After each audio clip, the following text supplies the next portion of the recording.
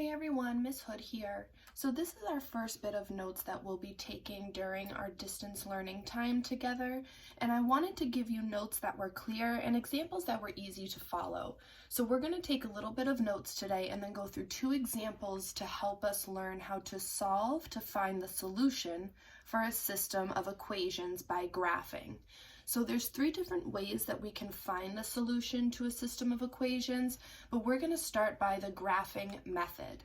So the coordinate pair where two linear equations meet is the solution to our system of equations. So when we're graphing these two equations, we're going to see where they meet, and that coordinate pair is our solution. Once we have that solution, we then plug in our x and y values into our equations because we have to justify our solution. It takes more than simply graphing these two equations and stating that the coordinate pair is true. So if both sides of our equations balance out and each side of the equal sign has the same number, we can say that our solution is proven to be true.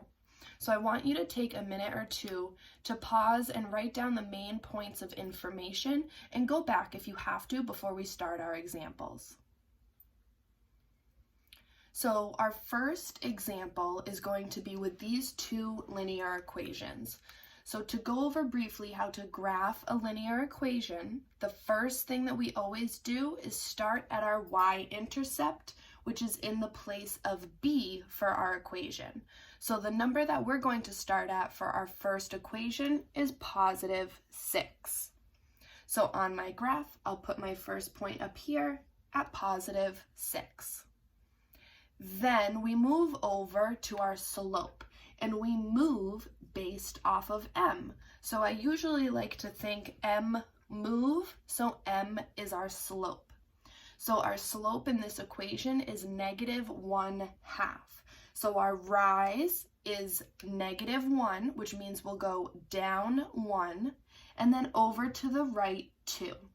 So I'll go down 1, over 2. And I'll do it a couple times. Down 1, over 2. Down 1, over 2. So now we have a set of points that creates our line for our equation. Now we'll do the same for our second line.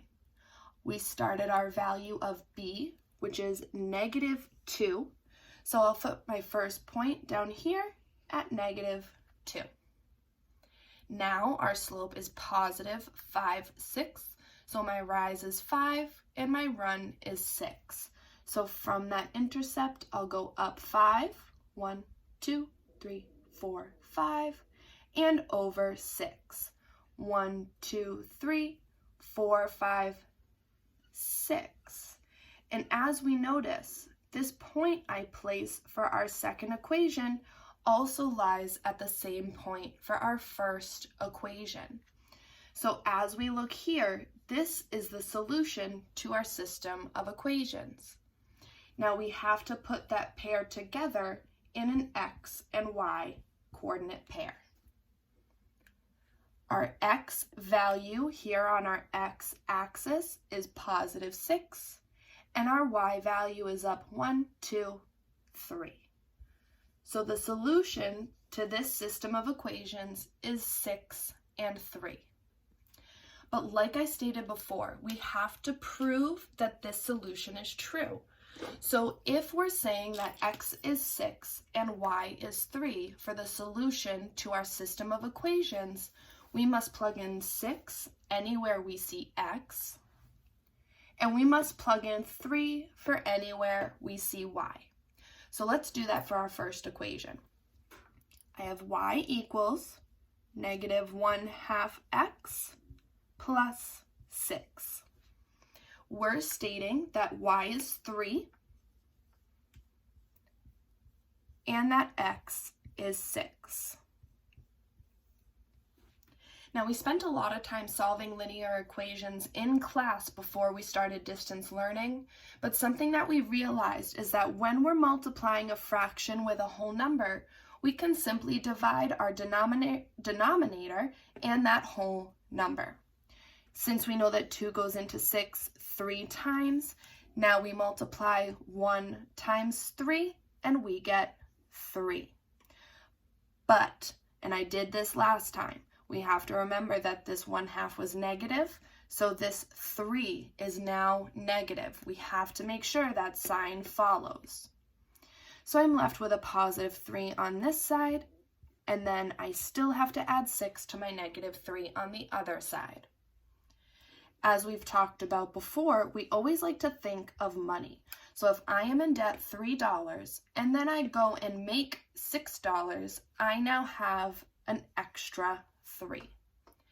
As I stated before, since both sides of this equal sign balance out, we can prove that this solution is at least true for this equation.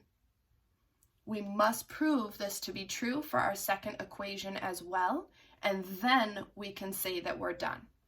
So our second equation is y equals 5/6 x minus 2. Again, we're going to plug in the same numbers, 3 for y and 6 for x.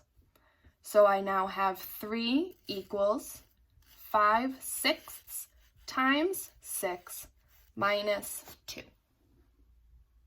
As we stated before, that trick we learned allows us to see that 6 goes into itself just once. And now I have 5 minus 2 left on that side. Our final step shows that 3 is in fact equal to 3, and since the solution is true for both equations, we can state that the solution is true.